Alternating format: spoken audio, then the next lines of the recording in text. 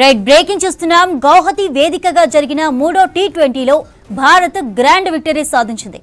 న్యూజిలాండ్పై 8 వికెట్ల తేడాతో గెలుపొందింది. అభిషేక్ శర్మ 20 బంతుల్లో 68 పరుగులతో రెచ్చిపోయాడు. అలాగే కెప్టెన్ సూర్యకుమార్ సైతం 26 బాల్స్లో 57 రన్స్ చేశాడు.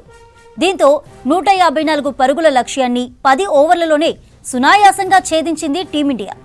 అలాగే 5 మ్యాచ్ల టీ20 సిరీస్ను మరో 2 మ్యాచ్లు ఉండగానే సొంతం చేసుకుంది భారత్. ఇప్పటి వరకు జరిగిన 3 మ్యాచ్ల్లో గెలిచింది సూర్యసేన. ఫస్ట్ బ్యాటింగ్కు దిగిన కివీస్ 20 ఓవర్లలో 9 వికెట్ల నష్టానికి 153 పరుగులు చేసింది. ఇక టీమిండియా కట్టుదిట్టంగా బౌలింగ్ చేయడంతో పరుగులు చేయడానికి న్యూజిలాండ్ బ్యాటర్లు చెమటోర్చారు. Glenn Phillips 48, Chapman 32, Santner 27 runs మినహా మిగతా బ్యాటర్లు రన్స్ చేయలేకపోయారు. భారత బౌలర్లలో బుమ్రా 3 వికెట్లతో సత్తా చాటాడు. హార్దిక్ పాండ్యా, రవి బిష్నోయ్ తలో 2 వికెట్లు తీశారు. గౌహతి వేదికగా జరిగిన మూడో టీ20లో భారత్ గ్రాండ్ విక్టరీ సాధించింది. న్యూజిలాండ్పై 8 వికెట్ల తేడాతో గెలుపొందింది.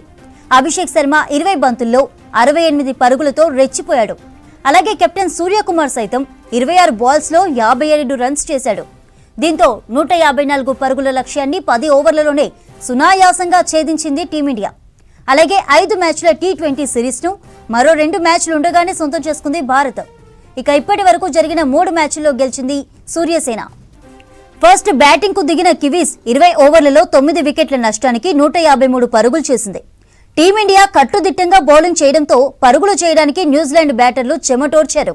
Glenn Phillips 48, Chapman 32, Santner 27 runs మినహా మిగతా బ్యాటర్లు రన్స్ చేయలేకపోయారు. భారత బౌలర్లలో బుమ్రా 3 వికెట్లతో సత్తా చాటాడు. హార్దిక్ పాండ్యా, రవి బిష్నోయ్ తలో 2 వికెట్లు తీశారు.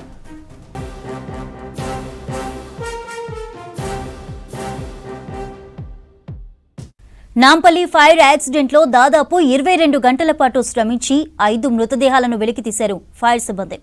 సెల్లార్లో ఫర్నిచర్ను స్టోర్ చేయడంతోనే మంటలు త్వరగా వ్యాపించాయన్నారు పోలీసులు. అందులో చిక్కుకున్న వారు బయటకు రానివ్వకుండా ఫర్నిచర్ అడ్డుపడిందన్నారు. మృతుల కుటుంబాలకు ఒక్కొక్కరికి 5 లక్షల రూపాయల ఎక్స్గ్రేషియా ప్రకటించింది. ఇలాంటి ఘటనలు జరగకుండా చర్యలు తీసుకోవాలని ఆదేశించింది ప్రభుత్వం. ఫర్నిచర్ షాప్ నిర్వాహకుడిని అరెస్టు చేశారు పోలీసులు.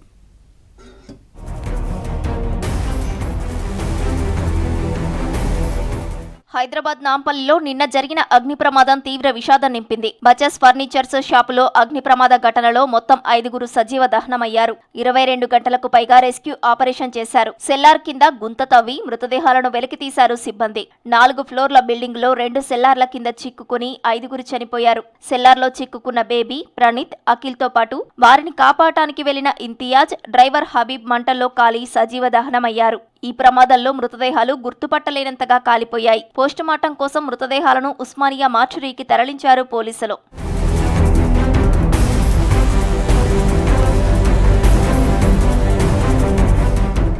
నాంపల్లి ఫర్నిచర్ దుకాణంలో అగ్ని ప్రమాద బాధితులకు పరిహారం ప్రకటించింది రాష్ట్ర ప్రభుత్వం. మృతుల కుటుంబాలకు 5 లక్షల చొప్పున పరిహారం ఇవ్వాలని ప్రభుత్వం నిర్ణయించింది. అగ్ని ప్రమాద ఘటన దురదృష్టకరమన్నారు మంత్రి పొంగులేటి శ్రీనివాసరెడ్డి. 5 మరణించడం బాధాకరమన్నారు. ఫర్నిచర్ దుకాణం యజమాని నిర్లక్ష్యం వల్లే ప్రమాదం జరిగిందని, ఇలాంటి ఘటనలు పునరావృతం కాకుండా చర్యలు చేపట్టాలని ఆదేశించారు. మృతుల కుటుంబాలను అన్ని విధాలుగా ఆదుకుంటామని తెలిపారు పొంగులేటి శ్రీనివాసరెడ్డి.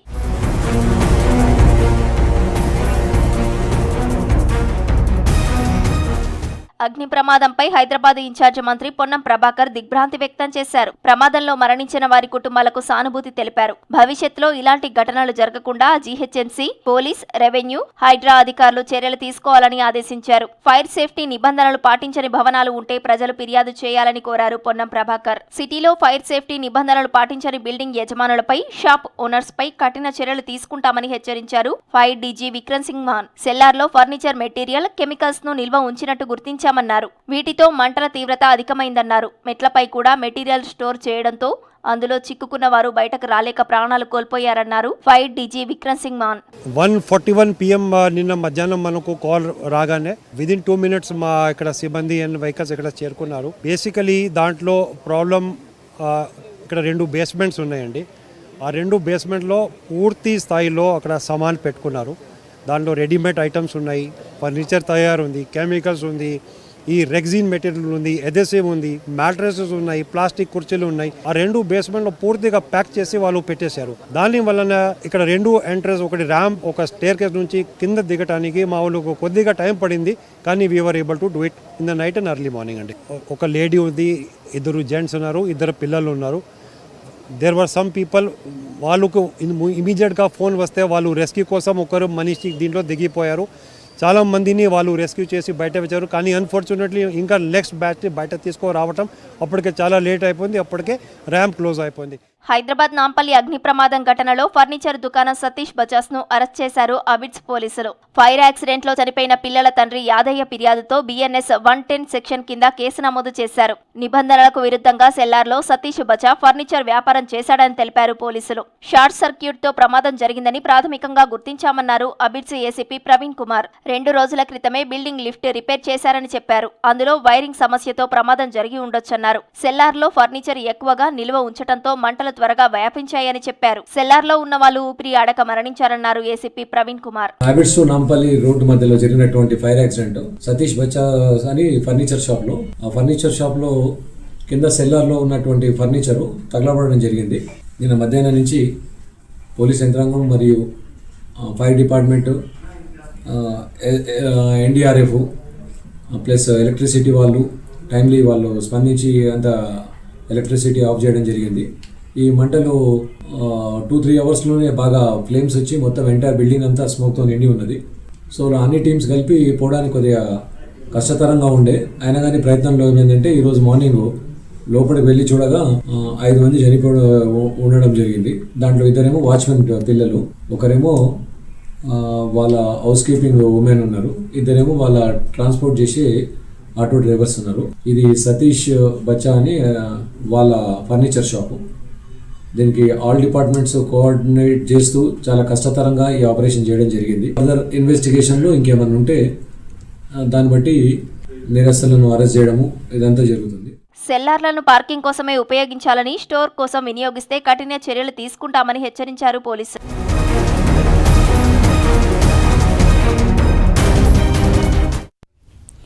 హైదరాబాద్ నాంపల్లిలోని బజాజ్ ఫర్నిచర్ షాప్లో జరిగిన ఫైర్ యాక్సిడెంట్ రెస్క్యూలో దాదాపు 200 మంది ఫైర్ సిబ్బంది పాల్గొన్నారు. NDRF, SDRF, హైడ్రా పోలీసులు రెస్క్యూ చేశారు. 5 మృతదేహాలను వెలికితీసింది రెస్క్యూ టీం. అగ్ని ప్రమాదం జరిగిన ప్రాంతం నుంచి మరింత సమాచారాన్ని రాంప్రసాద్ అందిస్తారు. రాంప్రసాద్, ఓవచ్చు.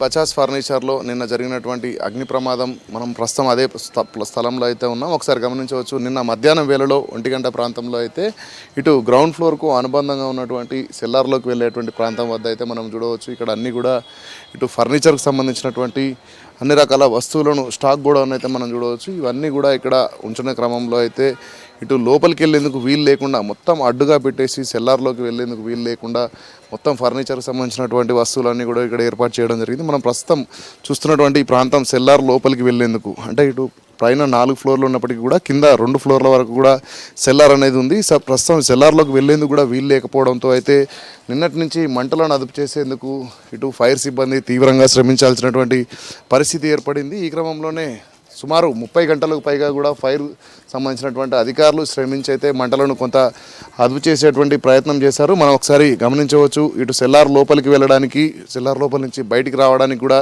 వీలు లేనంతగా ఉండడంతో ఇటు బజాజ్ ఫర్నిచర్ సంబంధించినటువంటి ముందు ప్రాంతంలో అయితే దానికి సంబంధించినటువంటి స్లాబ్ను కట్ చేసి ఇందులో చిక్కుకుపోయినటువంటి 5 మంది ప్రాణాలు కోల్పోయినప్పటికీ కూడా వాళ్ళ మృతదేహాలను అనేటివి బయటికి తీసుకురావడం జరిగింది రెస్క్యూ టీమ్స్.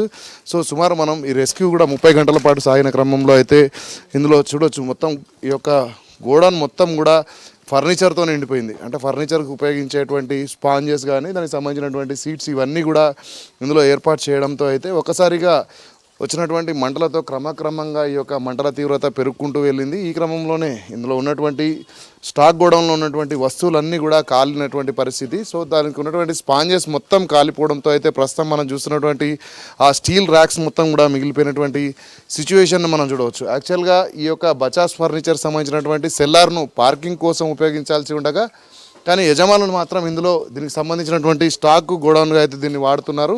ఈ క్రమంలోనే ఇటు ఫర్నిచర్ షాప్కు వెనక వైపున ప్రారంభమైనటువంటి ఫైర్ అయితే క్రమక్రమంగా ఇటు గోడౌన్లో ఉన్నటువంటి అన్ని వస్తువులకు కూడా, ఎందుకంటే మనం ఒకసారి ఇక్కడ చూసేటువంటి ప్రయత్నం చేద్దాం. ఎందుకంటే మనకు మామూలుగానే ఇటు చైర్స్ అంటే స్పాంజ్ చైర్స్ ఉంటాయి.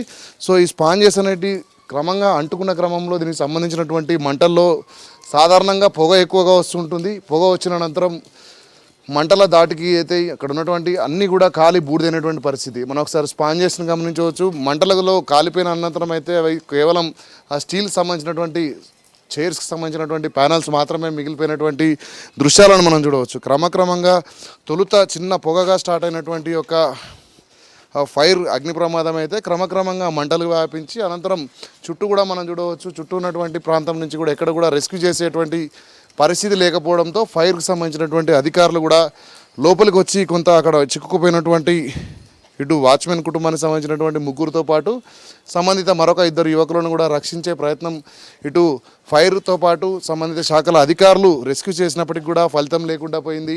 సో మంటలు అంటుకున్న క్రమంలోనే ఇటు ఫైర్తో పాటు హైదరాబాద్లో ఉన్నటువంటి సంబంధిత శాఖలన్నీ కూడా ఇటు జిహెచ్ఎంసీతో పాటు హైడ్రాకు సంబంధించినటువంటి సిబ్బంది కూడా ఇక్కడ రెస్క్యూ ఆపరేషన్లో నిన్న మధ్యాహ్నం నుంచి సుమారు 50 మందికి పైగా ఒక్కొక్క షిఫ్ట్లో ఇక్కడ ఉండి సహాయక చర్యల్లో పాల్గొన్నప్పటికీ కూడా ఈరోజు ఉదయం 11 గంటల ప్రాంతంలో అయితే 5 మృతి చెందడంతో వారి యొక్క డెడ్ బాడీలను కూడా బయటికి తీసుకురావడం జరిగింది. అంతేకాకుండా మనం చూడవచ్చు ఈ మొత్తం కూడా స్టాక్ గోడౌన్లో ఉన్న క్రమంలో లోపల కూడా మంట ఉన్న క్రమంలో ప్రతి వస్తువును కూడా క్షుణ్ణంగా ఇటు ఫైర్ సిబ్బంది వాటర్ సర్వీస్ చేస్తున్న క్రమంలో హైదరాబాద్ కూడా సహాయం అందించి ఈ యొక్క మొత్తం కూడా రెస్క్యూ ఆపరేషన్లో పాల్గొనడం జరిగింది. ముఖ్యంగా మనం చూస్తే ఇప్పటికే ఇటు హైదరాబాద్లో ఎక్కడ ప్రమాదం జరిగినప్పటికీ కూడా ప్రమాదంలో ఇటు ప్రాణ నష్టంతో పాటు కోట్లాది రూపాయల ఆస్తి నష్టం కూడా జరుగుతూ ఉంది. కానీ ముందస్తుగా ఇటు తీసుకోవాల్సినటువంటి చర్యల్లో సంబంధిత శాఖల సమన్వయ లోపం కారణంగానే ఇంత పెద్ద ప్రమాదం జరిగి ఉండొచ్చు అని అయితే స్థానికులు చెప్తా ఉన్నారు. ముఖ్యంగా ఈ ప్రమాదంలో మనం చూస్తే 5 మంది ప్రాణాలు కోల్పోవడంతో పాటు ఇటు పూర్తి స్థాయిలో కోట్లాది రూపాయలకు సంబంధించినటువంటి ఫర్నిచర్లు గోడంలో ఉన్నటువంటి ఫర్నిచర్తో పాటు అదేవిధంగా ఇక్కడ ఏర్పాటు చేసినటువంటి ఫర్నిచర్ మొత్తం కూడా కాలి బూడిదైపోయింది. అంతేకాకుండా ఇప్పటికే మృతి చెందినటువంటి కుటుంబ సభ్యులకు ఇటు రాష్ట్ర ప్రభుత్వం తరఫున 5 లక్షల రూపాయల ఎక్స్గ్రేషియా ప్రకటించడంతో పాటు సెల్లార్ను గోడంలాగా ఉపయోగించినందుకైతే ఇటు బజాజ్ ఫర్నిచర్ సంబంధించినటువంటి యజమానిపై క్రిమినల్ కేసులకు కూడా ఇటు రాష్ట్ర ప్రభుత్వం తరఫున హైదరాబాద్ ఇన్ఛార్జ్ మినిస్టర్ పొన్నం ప్రభాకర్ కూడా సంబంధిత శాఖల అధికారులకు ఆదేశాలు జారీ చేయడం జరిగింది. సెల్లార్ లాగానే కేవలం పార్కింగ్ కోసమే ఉపయోగించుకోవాలి తప్ప ఇలాంటి స్టాక్ను ఏర్పాటు చేసిన క్రమంలో పోయి రెస్క్యూ చేయడానికి ఏదైనా ప్రమాదం జరిగితే రెస్క్యూ చేసేందుకు కూడా వీలు లేకుండా ఇలాంటి సిచ్యువేషన్స్ ఉంటాయి. కాబట్టి ఇలాంటి ప్రమాదాలు మరలో జరగకుండా కూడా అధికారులు అప్రమత్తం అవ్వాలి. సంబంధిత శాఖలన్నీ కూడా ఈ యొక్క సెల్లార్లలో ప్రత్యేకంగా ఏదైతే సెల్లార్లను గోడౌన్లాగా వాడుతున్నారో వారందరిపై కూడా చర్యలు తీసుకోవాలంటూ కూడా ఇటు హైదరాబాద్ ఇన్ఛార్జ్ మినిస్టర్ పొన్నం ప్రభాకర్ అయితే సంబంధిత శాఖల అధికారులను ఆదేశించడం జరిగింది. సెల్లార్లలో ఎవరైతే సెల్లార్లను గోడౌన్లుగా వాడతారో వారందరిపై కూడా చర్యలు తీసుకోవాలని ఇటు రాష్ట్ర ప్రభుత్వం నుంచి ప్రత్యేక ఆదేశాలు రావడంతో అయితే పూర్తి స్థాయిలో సంబంధిత అధికారులందరూ కూడా సమన్వయంతో ఈ యొక్క అగ్ని ప్రమాదాలను కట్టడి చేయడమే లక్ష్యంగా చర్యలు తీసుకునేందుకైతే ప్రణాళికలు రూపొందిస్తున్నటువంటి క్రమంలో ఇటు నాంపల్లిలో జరిగినటువంటి బజాజ్ ఫర్నిచర్ అయితే తీవ్ర విషాదాన్ని మిగిలిచిందని చెప్పవచ్చు. కెమెరామెన్ మధుతో రాంప్రసాద్, V6 న్యూస్, హైదరాబాద్. రాష్ట్రంలో కాంగ్రెస్ ప్రజాప్రభుత్వం సామాజిక న్యాయం, అవకాశాల కల్పన దిశగా పనిచేస్తోందన్నారు deputy CM Mallu Bhatti Vikramarka. Universal health care, మహిళా సాధికారత దిశగా రాష్ట్ర ప్రభుత్వం పనిచేస్తోందని చెప్పారు. చిన్మయ్ మిషన్ హైదరాబాద్లో గొప్ప కాంట్రిబ్యూషన్ చేసిందన్నారు. హైదరాబాద్లో ఎన్టీఆర్ స్టేడియంలో చిన్మయ మిషన్ గ్రేటర్ హైదరాబాద్ ఆధ్వర్యంలో సామూహిక గీతా పఠనం కార్యక్రమాన్ని నిర్వహించారు. భగవద్గీత 15వ అధ్యాయాన్ని 50,000 మందికి పైగా ఒకే స్వరంతో పఠించే కార్యక్రమాన్ని చేపట్టారు. ఈ కార్యక్రమానికి ముఖ్య అతిథిగా భట్టి విక్రమార్క హాజరయ్యారు. ఇలాంటి గొప్ప కార్యక్రమాన్ని నిర్వహించినందుకు చిన్మయ మిషన్కు అభినందనలు తెలియజేస్తున్నానని చెప్పారు.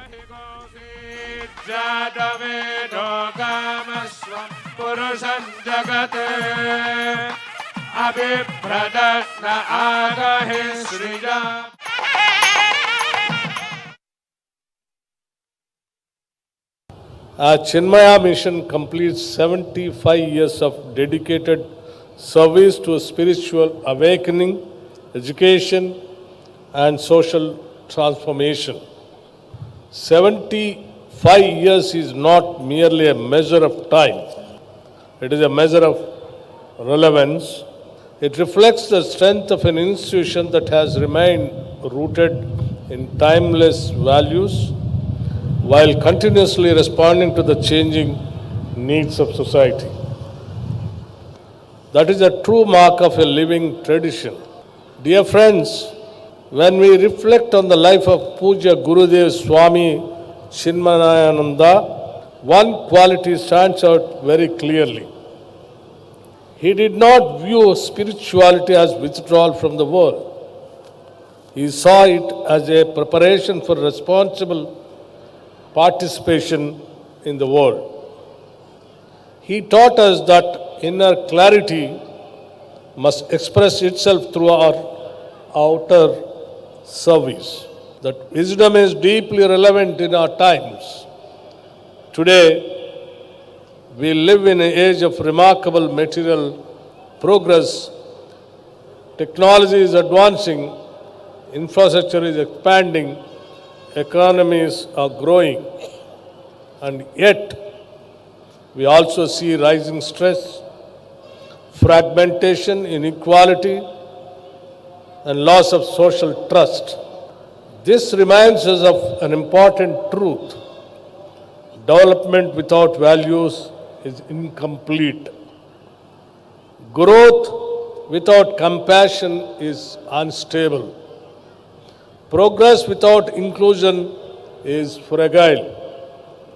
That is where institutions like Chinmaya Mission play an irreplaceable role. Has been the source to the world as an inspiration for not only the spiritual knowledge, but knowledge of all sciences that we require in our life to live a happy, productive, as well as a harmonious life with each other and the environment around us.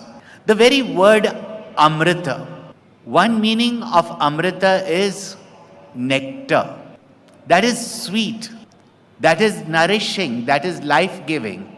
The other meaning is Amrita means where there is no death, no fear, no anxiety, no stress.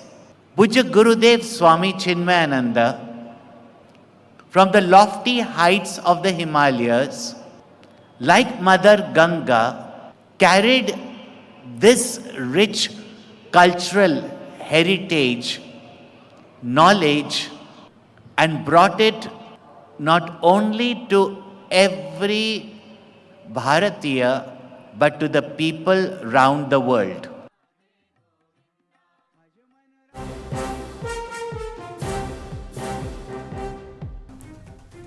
Breaking news చూస్తున్నాం. రంగారెడ్డి జిల్లా యాచారంలో వాహనాలు తనిఖీలు చేస్తున్న పోలీసులపై దూసుకు వచ్చింది car. Drunk and drive checkings చేస్తున్న పోలీసులను ఢీకొట్టింది. కారు బ్యానెట్పై ఎస్ఐ ఉండగానే ఈడ్చుకెళ్లాడు డ్రైవర్.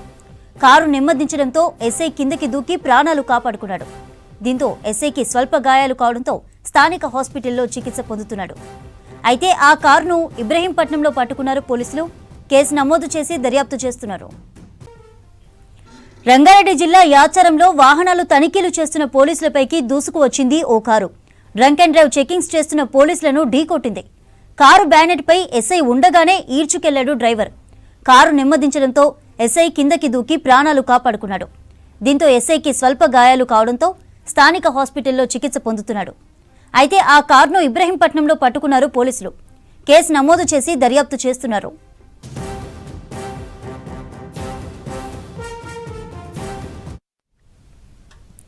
హైదరాబాద్ జూబ్లీహిల్స్ పెద్దమ్మ తల్లి ఆలయంలో రథోత్సవ కార్యక్రమం ఘనంగా జరిగింది. అమ్మవారికి మహాహారతి, డ్రోన్స్తో పూలదండ, పూలాభిషేకం చేశారు. 2 రోజుల నుంచి వేడుకలు జరుగుతున్నాయి. వార్షికోత్సవంలో భాగంగా ఆలయాన్ని సర్వాంగ సుందరంగా తీర్చిదిద్దారు నిర్వాహకులు.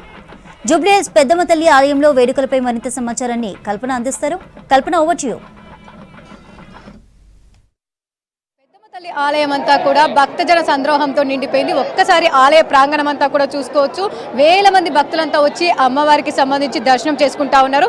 ముఖ్యంగా దాదాపు 32వ వార్షికోత్సవ వేడుకలు పెద్దమ్మ తల్లి అమ్మవారి ఆలయంలో జరుగుతూ ఉన్నాయి. 3 రోజుల పాటు ఎంతో ఘనంగా జరుగుతున్న ఈ వేడుకలు ఈ రోజు రథసప్తమి రోజు అమ్మవారి విగ్రహ ప్రతిష్ఠ జరిగిన రోజు కావడంతో కూడా ప్రతి సంవత్సరం ఈ రోజు రథోత్సవం కూడా ఎంతో ఘనంగా జరుగుతూ ఉంటుంది.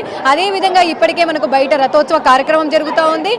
ఆలయంలో చూసుకున్నట్టయితే వేల మంది జనాలంతా కూడా రథోత్సవం వీక్షించి అక్కడి నుంచి వెళ్ళి అమ్మవారి ఆలయంలోకి వచ్చి అమ్మవారి ఆశీర్వాదం తీసుకుంటూ ఉన్నారు. ముఖ్యంగా చూసుకున్నట్టయితే దాదాపు 3 రోజుల నుంచి ఇప్పటికే వేల మంది వచ్చి అమ్మవారిని లక్షల మంది వచ్చి దర్శించుకోవడం జరిగింది. ఇక ఒక్కసారి కూడా ఆలయ ప్రాంగణం అంతా కూడా చూసుకోవచ్చు. సర్వాంగ సుందరంగా ఆలయాన్ని కూడా తీర్చిదిద్దాడు. తీరొక్క పూలతో కూడా అమ్మవారి అలంకరణ కూడా ఎంతో అద్భుతంగా ఉందని చెప్పుకోవచ్చు.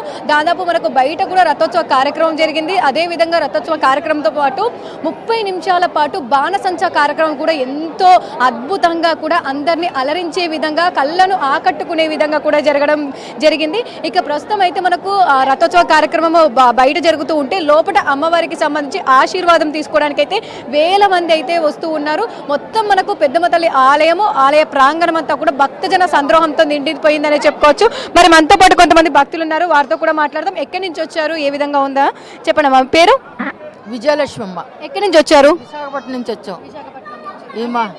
నార్మల్ గా వచ్చారా లేదంటే అమ్మవారికి సంబంధించి ఈ రోజు రథోత్సవం ఉందని వచ్చారా? కాలు ఆపరేషన్ గానే వచ్చానమ్మా. మా 2వ పాప 3వ పాప. ఈ అమ్మవారు అంటే మాకు బాగా ఇష్టం. అమ్మను చూడడానికి వచ్చాం. ఇవాళ రడసత్యమి కదమ్మా, అమ్మను చూడడానికి వచ్చాం. ఉన్నారు కదా ఫ్యామిలీ అంతా కూడా వచ్చి, ఎందుకంటే కోరిన కోరికలు తీసే పెద్దమ్మ తల్లి చల్లగా చూడమ్మా అంటూ కూడా ఫ్యామిలీ అంతా కూడా వస్తూ ఉంటారు. చిన్న చిన్న పిల్లల్ని కూడా తీసుకొని వచ్చిన దృశ్యాలు కూడా మనం ఇక్కడ చూస్తూ ఉన్నాము. దాదాపు ఇదే రద్దీ అయితే మనకు 3 రోజుల నుంచి కూడా అమ్మవారి ఆలయ ప్రాంగణంలో కనిపిస్తూ ఉంది. సో పెద్ద ఎత్తున లక్షల మంది వచ్చి అమ్మవారిని దర్శించుకోవడం జరిగింది. ఇక ఈ రోజు ఉదయం నుంచి కూడా రథసప్తమి కారణంగా కూడా మనకు ప్రత్యేకమైన పూజలు కూడా ఆలయంలో జరిగాయని చెప్పుకోవచ్చు. అదేవిధంగా ముఖ్యంగా చండీ యాగం కావచ్చు, రుద్రాభిషేకం కావచ్చు, రథోత్సవానికి సంబంధించి ప్రత్యేకమైన పూజా కార్యక్రమాలు కావచ్చు, ఇలా ఎన్నో అభిషేకాలు కావచ్చు, ఇవన్నీ కూడా ఆలయంలో జరగడం జరిగింది. ఇక ప్రస్తుతం చూసుకున్నట్టయితే దాదాపు అమ్మవారి దర్శనాలు అయితే జరుగుతున్నాయని చెప్పుకోవచ్చు. వేల మంది వచ్చి అమ్మవారిని దర్శించుకుంటూ ఉన్నారు. చిన్న పెద్ద అని తేడా లేదు. ప్రతి ఒక్కరు కూడా ఈ రోజు అమ్మవారి సన్నిధిలో రథోత్సవ కార్యక్రమం కూడా ప్రతి ఏటా ఎంతో వైభవంగా జరుగుతూ ఉంటుంది. ఎందుకంటే వార్షికోత్సవము, దాంతోపాటు రథసప్తమి రోజే అమ్మవారి విగ్రహ ప్రతిష్ఠ జరిగిన రోజు కావడంతో కూడా ప్రతి సంవత్సరం కూడా ఈ రథోత్సవ కార్యక్రమం ఎంతో ఘనంగా జరుగుతూ ఉండడంతో కూడా సో ప్రతి ఏటా కూడా వేల మంది వచ్చి అమ్మవారికి సంబంధించి రథోత్సవ కార్యక్రమం చూస్తూ ఉంటారు. అదే విధంగా దర్శనం కూడా చేసుకుంటూ ఉన్నారు. మరి మనతో పాటు ఇంకొంతమంది ఉన్నారు, వారితో కూడా మాట్లాడడం. ఎక్కడి నుంచి వచ్చారు ఏంటి అని చెప్పేసి చెప్పండి. మీ పేరు? రాము. ఎక్కడి నుంచి వచ్చారండి? ఫిలిం నగర్ నుంచి. రథోత్సవం అని చెప్పేసి వచ్చారా లేదంటే వార్షికోత్సవం చెప్పారా వచ్చారా లేదంటే రథోత్సవ కార్యక్రమం చూసారా? ఎలా ఉంది ఇక్కడ? మూడింటికి వచ్చాం. చాలా సంతోషం జరిగింది. చాలా బాగుంది. అమ్మవారు అయితే చాలా అందంగా ఉంది. మాకు చాలా సంతోషంగా ఉంది. మాకు ఎట్లా ఉంది మరి భక్తజన సంద్రోహం కావచ్చు, జనాల రద్దీ కావచ్చు, ఇక్కడ ఏ విధంగా ఉంది? చాలా బాగుంది. ఇయర్ అయితే ఇంకా బాగుంది. లాస్ట్ ఇయర్ ఇంకా చూడలేదు, ఇయర్ చూశాను కాబట్టి చాలా బాగుంది. నెక్స్ట్ ఇయర్ నెక్స్ట్ ఇయర్ ఇంకా చూస్తాను నేను. ఇంకా ఇలాంటి ఇంకా జరగాలని కోరుకుంటున్నా. అమ్మ దయ వల్ల అన్నీ జరగాలని కోరుకుంటున్నారు. ఎట్లా అంటే నమ్మకాలు ఎట్లుంటాయి పెద్దమ్మ తల్లి ఆలయంకి సంబంధించి కావచ్చు? ఏదైనా కోరుకున్నదంటే జరిగిపోతుంది, చాలా జరిగిపోతుంది. అది నేను ఇంతకుముందు కోరుకున్నా, అది జరిగింది.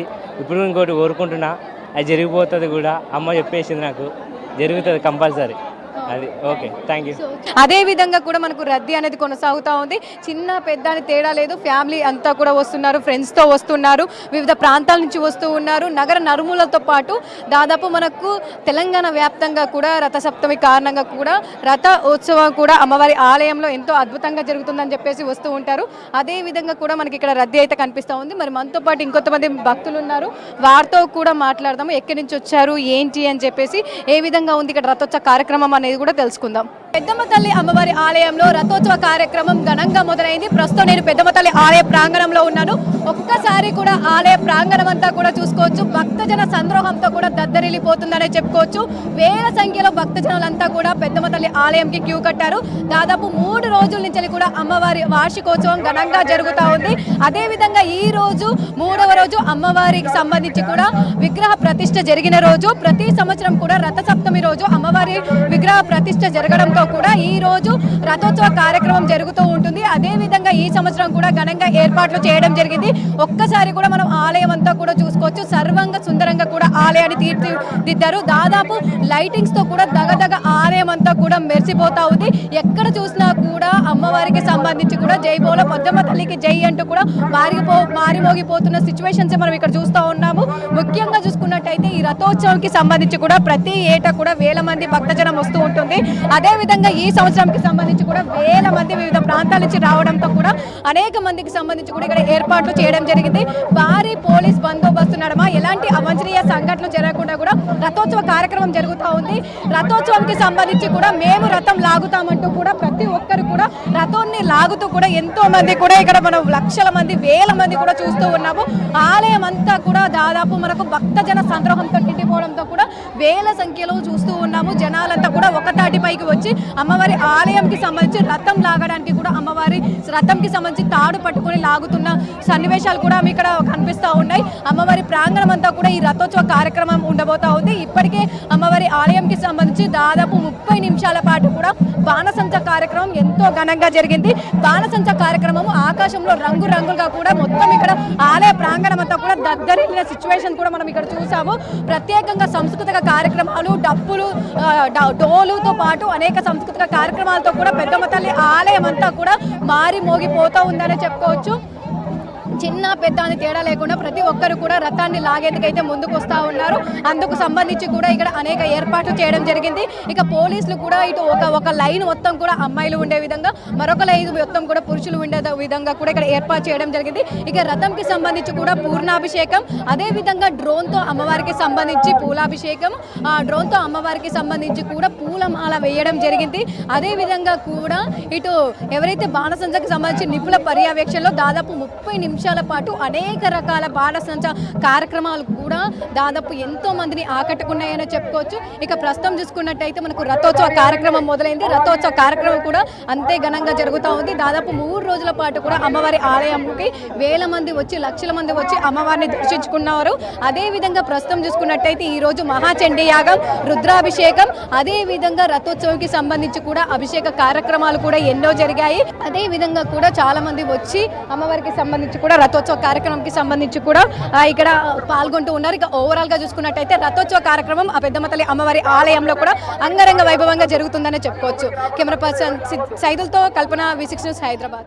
తెలంగాణకు మరో అమృత్ భారత్ ఎక్స్ప్రెస్ ను కేటాయించింది రైల్వే శాఖ. తిరువనంతపురం నార్త్ నుంచి చర్లపల్లికి ఈ రైలు నడవనుంది.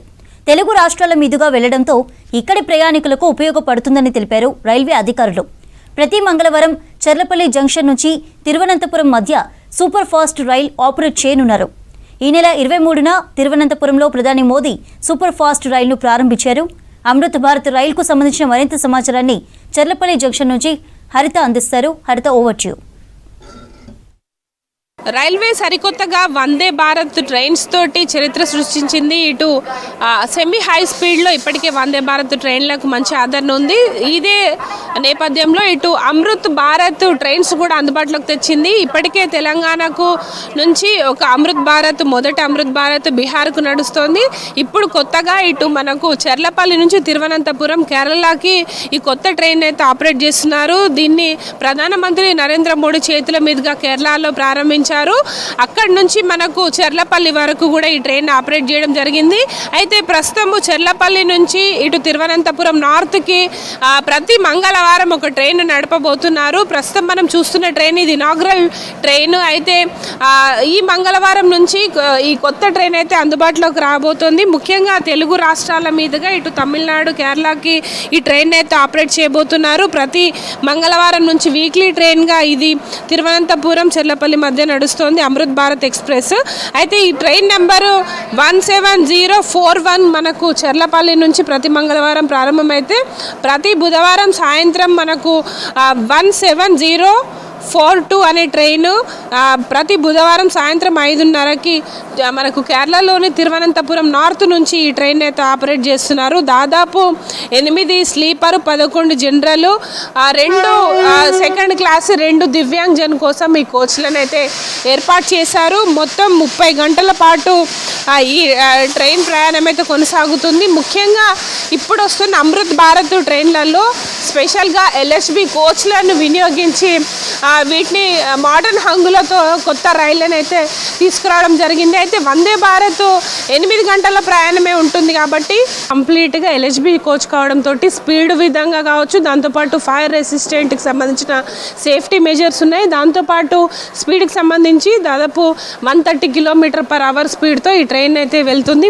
ముఖ్యంగా మనకు తెలంగాణ నుంచి అనేక ఎక్స్ప్రెస్ ట్రైన్లు ఉన్నాయి. దాంతోపాటు కేరళకు శబరి ఎక్స్ప్రెస్ అనేది నడుస్తుంది. అయితే దానికి ప్రతి ఏడాది కూడా మనకు ఈ కేరళకు వెళ్ళే, కొల్లంకి వెళ్ళే ప్రయాణికుల తాకిడి ప్రతి ఏటా పెరుగుతుంది. ముఖ్యంగా స్వామిమాలలు వేసుకున్న ప్రయాణికులు ఎక్కువగా ఈ ట్రైన్ అయితే ఎక్కువగా వినియోగించుకున్నారు. అయితే ఇప్పుడు ఇది 2వ ట్రైన్ డైరెక్ట్ మనకు కేరళకు దీన్ని కనెక్ట్ చేయడంతో మరింత మంది ప్రయాణికులకు ఉపయోగపడే అవకాశం ఉంటుంది. అయితే చెర్లపల్లి నుంచి ప్రతి వారానికి ఒకసారి మంగళవారం ఈ ట్రైన్ అయితే ఆపరేట్ చేస్తున్నారు. ముఖ్యంగా ఈ ట్రైన్కి సంబంధించి ఒకసారి స్పెషల్ ఫీచర్స్ చూస్తే కనుక కంప్లీట్గా సీటింగ్ అరేంజ్మెంట్లో మోడ్రన్ ఫీచర్స్ని తీసుకురావడం జరిగింది. దాంతోపాటు ఈ మధ్య కాలంలో జనరల్ ప్రయాణికులకు చాలా వరకు కూడా ఇబ్బందులు కలుగుతుంది కాబట్టి జనరల్ ప్రయాణికులకు సౌకర్యార్థం దాదాపు 11 కోచ్లను తీసుకొచ్చారు. కంప్లీట్గా లోపల ఛార్జింగ్ పాయింట్స్ కావచ్చు, సీటింగ్ అరేంజ్మెంట్లో కొత్త విధానాలను తీసుకురావడం జరిగింది. దాంతోపాటు కంప్లీట్గా ఫైర్కి సంబంధించిన సేఫ్టీ మెజర్స్ కూడా తీసుకురావడంతో కొంత మోడర్న్ హంగులతో ఈ కోచ్లన్నీ కూడా డిజైన్ చేశారు. అమృత్ భారత్ ట్రైన్స్ అన్నీ కూడా మోడర్న్ హంగులతో LHB కోచ్లతో డిజైన్ చేయడం జరిగింది. దాంతోపాటు స్పీడ్ పరంగా కూడా రెగ్యులర్ ఎక్స్ప్రెస్ ట్రైన్ల కంటే ఇవి కొంత స్పీడ్గా ఉంటాయి. ఇక టికెట్ ధర విషయానికి వస్తే ఇవి కొంత వందే భారత్ ప్రస్తుతం ఏదైతే AC కోచ్లు కొంత హై ప్రైస్తో ఉన్నాయి కాబట్టి దానికి మధ్యస్థంగా ఈ అమృత్ భారత్ ట్రైన్లలో టికెట్ ధరలు కూడా సామాన్య మధ్యతరగతి వారికి ఉపయోగపడే విధంగా దీన్ని డిజైన్ చేయడం జరిగింది. ఓవరాల్గా అయితే ఇటు టూరిస్టులకు కావచ్చు, రెగ్యులర్గా ప్రయాణించే రైల్వే ప్రయాణికులకు అమృత్ భారత్ ఎక్స్ప్రెస్ ట్రైన్లు కొత్త అనుభూతినివ్వనున్నాయి. మొత్తంగా అయితే మన తెలంగాణ కావచ్చు, ఏపీ నుంచి సౌత్కి ఎవరైతే ట్రావెలర్స్ వెళ్తుంటారో తమిళనాడు, దాంతోపాటు కేరళకు వెళ్ళే ప్రయాణికులకు ఈ ట్రైన్ చాలా వరకు కూడా ఉపయోగపడే అవకాశం ఉంది. ముఖ్యంగా టూరిస్ట్ పరంగా కూడా ఇటు కోయంబత్తూర్ కావచ్చు, కొల్లం, దాంతోపాటు తిరువనంతపురం లాంటి ప్రధాన టూరిస్ట్ అట్రాక్షన్స్ మీదుగా ఈ ట్రైన్ ఆపరేట్ చేస్తున్నారు. దాంతోపాటు మనకు తెలుగు రాష్ట్రాల నుంచి తిరుపతికి వెళ్ళే ప్రయాణికులకు కూడా రేణిగుంట మీదుగా ఈ స్టాపేజెస్ ఉంటుంది కాబట్టి ప్రధాన జంక్షన్స్ను టచ్ చేస్తూ అమృత్ భారత్ కొత్త ట్రైన్ అయితే వెళ్తోంది. మొత్తంగా అయితే ఇప్పటికే ఈ మంగళవారం నుంచి దీనికి సంబంధించిన టికెట్స్ కూడా బుకింగ్స్ ఓపెన్ చేయడం జరిగింది.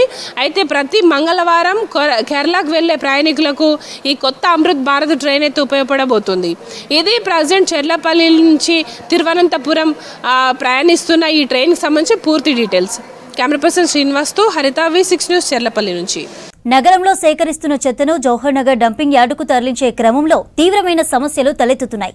చెత్త వాహనాల నుంచి భారీగా లిక్విడ్ లిచెట్ రోడ్లపై కారుతున్న ఘటనలు రోజురోజుకి పెరుగుతున్నాయి. దీనివల్ల రోడ్డుపై వెళ్లే వారితో పాటు చుట్టుపక్కల వారు కూడా దుర్వాసనతో ఇబ్బందులు పడుతున్నారు. ఇదే కాకుండా జిగురుగా ఉండే లిక్విడ్ లిచెట్ రోడ్లపై కారుతుండటంతో 2 వీలర్స్ స్కిడ్ అయి యాక్సిడెంట్స్ కూడా అవుతున్నాయి.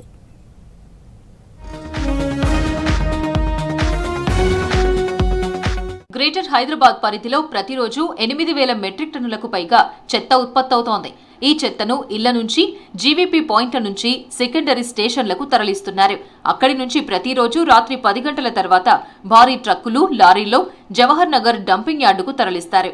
గ్రేటర్ హైదరాబాద్ పరిధిలోని వివిధ ప్రాంతాల నుంచి బయలుదేరే చెత్త వాహనాలు సరైన నియంత్రణ చర్యలు తీసుకోకుండానే వెళ్తున్నాయి. చెత్త తరలించే వాహనాల నుంచి రోడ్లపై లిక్విడ్ లిచెట్ భారీగా కారుతోంది. దీంతో చెత్త వాహనాలు వెళ్లే రోడ్లన్నీ దుర్వాసనగా మారుతున్నాయంటున్నారు నగరవాసులు.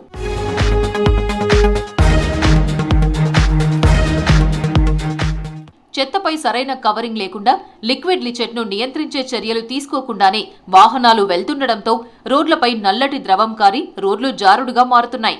దీంతో ద్విచక్ర వాహనదారులు తీవ్ర ఇబ్బందులు ఎదుర్కొంటున్నారు. రాత్రంతా చెత్త వాహనాలు తిరిగి ఉదయం ఆఫీసులకు వచ్చే సమయానికి రోడ్లపై లిక్విడ్ లిచెట్ ఉంటోంది. దీంతో కొంచెం స్పీడ్గా వెళ్లినా బైక్స్ స్కిడ్ అయిపోతున్నాయంటున్నారు వాహనదారులు.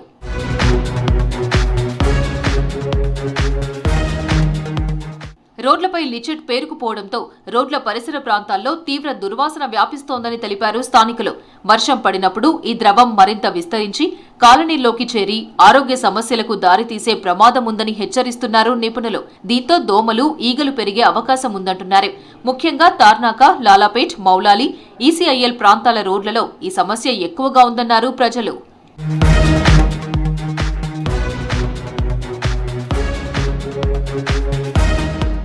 నగరంలో చెత్త తరలించాల్సిన బాధ్యత మొత్తం రామ్కీ సంస్థదే. దీనికి గాను ఆ సంస్థకు కోట్ల రూపాయలు చెల్లిస్తోంది జీహెచ్ఎంసీ.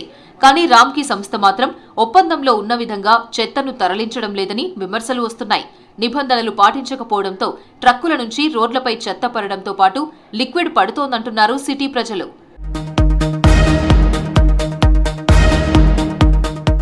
లిక్విడ్ లిచెట్ను నియంత్రించడంలో జీహెచ్ఎంసీ అధికారులు విఫలమవుతున్నారని ఆరోపిస్తున్నారు ప్రజలు. ఎన్నిసార్లు అధికారులకు ఫిర్యాదు చేసినా లాభం లేదంటున్నారు. అప్పుడప్పుడు రామ్కీ సంస్థకు జరిమానాలు విధించడం తప్ప పరిష్కారం వైపు అధికారులు దృష్టి పెట్టడం లేదన్నారు. సీల్డ్ వాహనాలు వినియోగించినప్పుడే ఈ సమస్యకు పరిష్కారం దొరుకుతుందంటున్నారు నిపుణులు. జవహర్ నగర్ డంపింగ్ యార్డుకు చెత్త తరలింపుపై అధికారులు చర్యలు తీసుకోవాలని డిమాండ్ చేస్తున్నారు నగరవాసులు.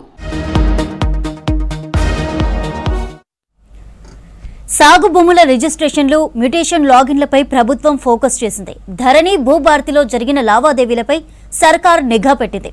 రాష్ట్ర వ్యాప్తంగా అక్రమార్కులకు చెక్ పెట్టనుంది రాష్ట్ర సర్కార్. ఇప్పటికే ప్రభుత్వం ఏర్పాటు చేసిన హైలెవెల్ కమిటీ విచారణ చేస్తోంది.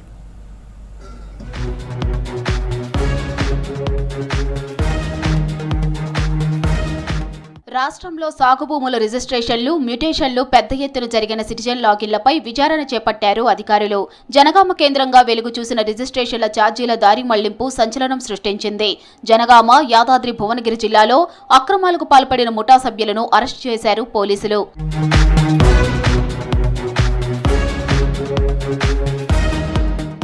రాష్ట్రంలో 4800 లావాదేవీల్లో 52 కోట్ల దోపిడీ జరిగిందని గుర్తించింది రెవెన్యూ శాఖ.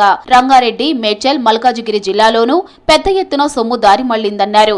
ఈ అక్రమాలను వెలికితీసేందుకు ప్రభుత్వం ఏర్పాటు చేసిన హైలెవెల్ కమిటీ విచారణ చేస్తోంది. సిటిజన్ లాగిన్ ఆధారంగా పలు జిల్లాల్లో పెద్ద సంఖ్యలో జరిగిన చలానాల చెల్లింపులను పరిశీలిస్తున్నారు అధికారులు.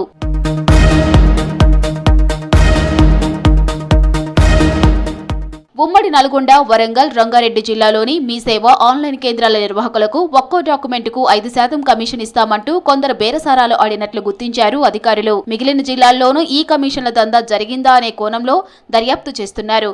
కొంతమంది ఆన్లైన్ సెంటర్ల నిర్వాహకులు అంగీకరించలేదని తెలిపారు అధికారులు.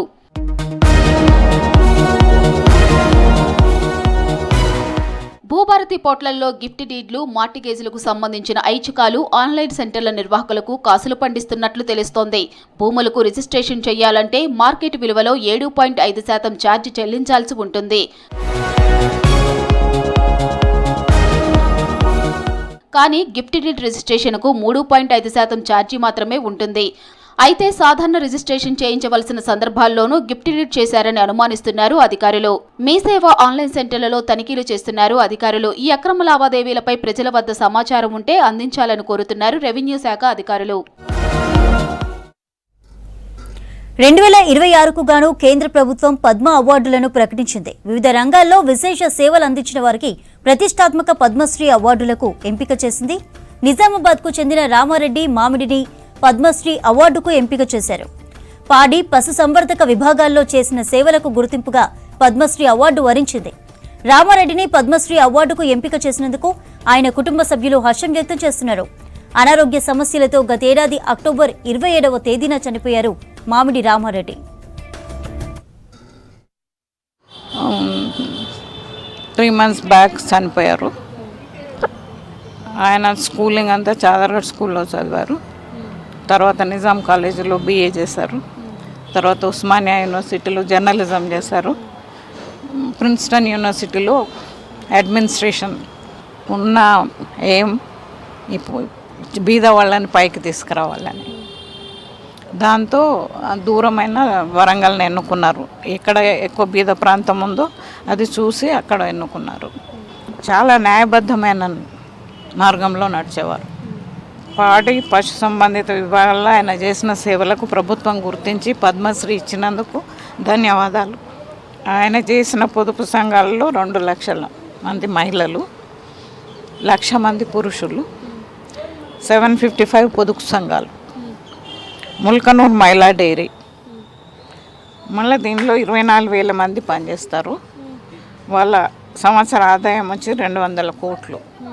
మళ్ళీ సహకార సంఘాలు ప్రజాస్వామ్య పద్ధతిలో నడిచే సంస్థలు అని అమ్మేవారు.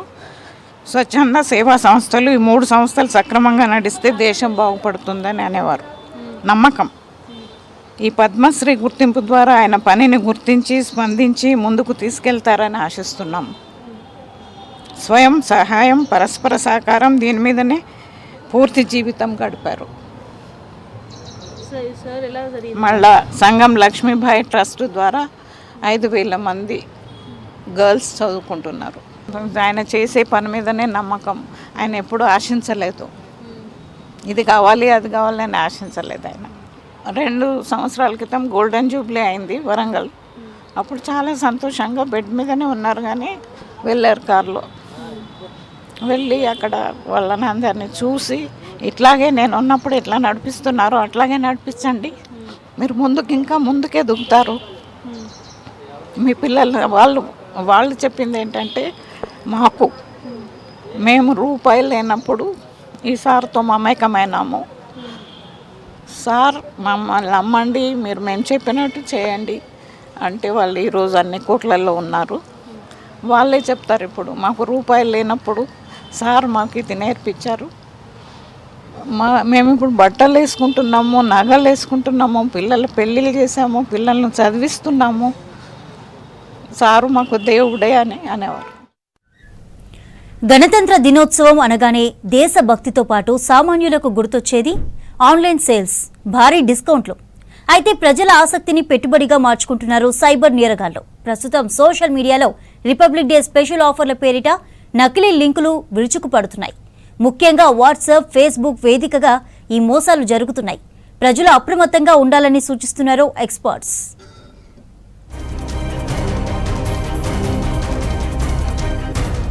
ప్రముఖ ఈ-కామర్స్ సంస్థలైన అమెజాన్ లేదా ఫ్లిప్కార్ట్ లోగోలను వాడుకుంటూ అచ్చం వాటినే పోలి ఉండే నకిలీ వెబ్సైట్లను సృష్టిస్తున్నారు సైబర్ నేరగాళ్లు.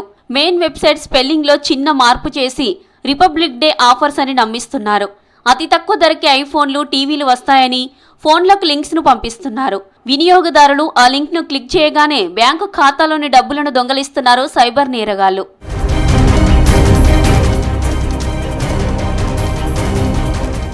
కేవలం 5 నిమిషాలు మాత్రమే ఆఫర్ ఉంటుందని, మరో 2కి మాత్రమే అవకాశం ఉందని కౌంట్ డౌన్ టైమర్లను నకిలీ వెబ్సైట్లలో అప్లోడ్ చేస్తారు. ఇది చూసిన వినియోగదారులకు ఆలోచించే సమయం లేక నిజమో కాదో సరిచూసుకోకుండానే బ్యాంకింగ్ డీటెయిల్స్ను నమోదు చేస్తారు. దీంతో డబ్బులను దొంగతనం చేస్తారు.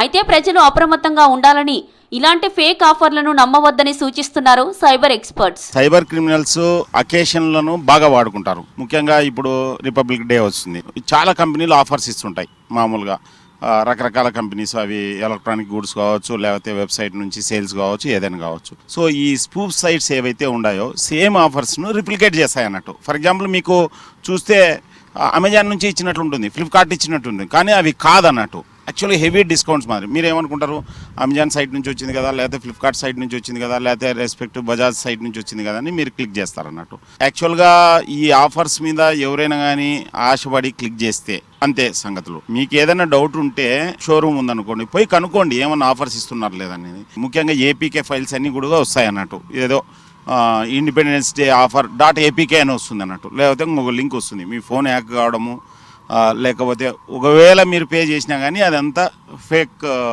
సైట్లకు వెళ్ళి మొత్తం జరగాల్సిన డ్యామేజ్ జరుగుతుంది. తర్వాత మీరు 1930 కంప్లైంట్ చేసినా, ఇంకోటి చేసినా పెద్ద ఉపయోగం లేదన్నట్టు.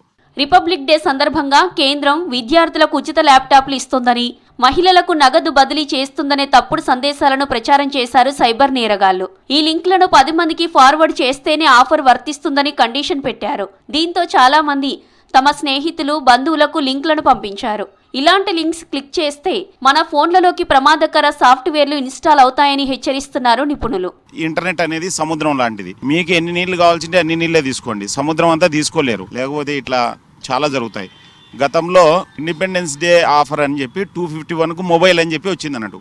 కొన్ని కోట్లు కలెక్ట్ చేసినారు. 251కు మొబైల్ ఏంది. సో మనకు ఈ ఆఫర్స్ కూడా మీకు అర్థం చేసుకోవాలంటే very simple, too good to be true అని ఉంటాయి. అంటే అవి చూస్తానే అబద్ధం అని తెలిసేస్తుంది అన్నట్టు.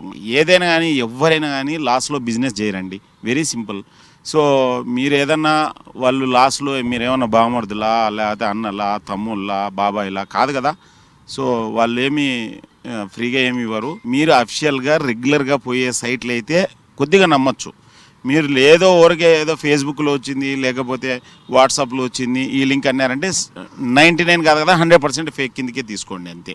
రీసెంట్గా ఫోన్పే నుంచి, అంటే ఫోన్పే ఫోటో ఉంటుంది బట్ ఫోన్పేది కాదు, మేము నిజమని నమ్మలేదండి. ఇప్పుడు మాకు నిజంగానే 5,000 వచ్చింది ఫోన్పే నుంచి అని ఒక లింక్ ఇచ్చినారన్నట్టు.